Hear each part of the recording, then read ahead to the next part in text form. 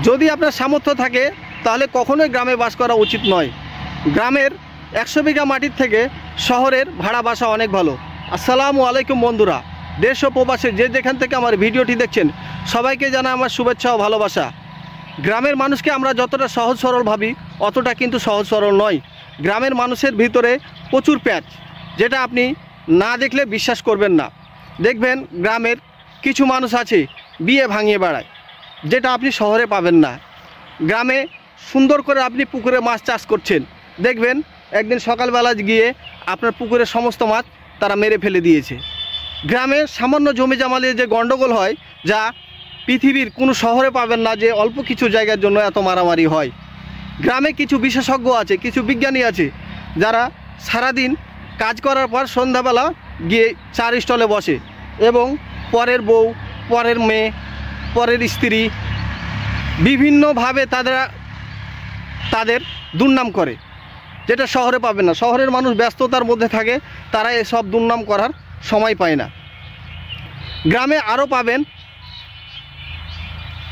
আরও পাবেন মানুষের হানাহানি, মারামারি, ভাইয়ে ভাইয়ে বিরোধ, যেটা আপনি শহরে পাবেন না। শহরের মানুষ কর্মব্যস্ততা থাকে, কর্মের মধ্যে থাকে, তাদের মধ্যে এ ধরনের গণ্ডগোল করার সময় থাকে না। গ্রামে আর কি পাবেন জানেন? গ্রামে এক বাড়ির আরেক বাড়ির গণ্ডগোল, সামান্য ব্যাপার নিয়ে, তুচ্ছ ব্যাপার নিয়ে, যেটা আপনি শহরে পাবেন না। তারপরও সব গ্রামই যে একই রকম তা কিন্তু নয়। আগে গ্রামটা ভালো ছিল, আগে গ্রামের প্রকৃতিও ভালো ছিল। হ্যাঁ, প্রকৃতিটা গ্রামের আগের মতোই আছে, কিন্তু গ্রামের মানুষগুলো এখন আর সহজ সরল নাই। গ্রামের মানুষগুলো অতিরিক্ত চালাক হয়ে গেছে। মানুষে মারামারি, হানাহানি, কাটাকাটি এ নিয়ে ব্যস্ত থাকে।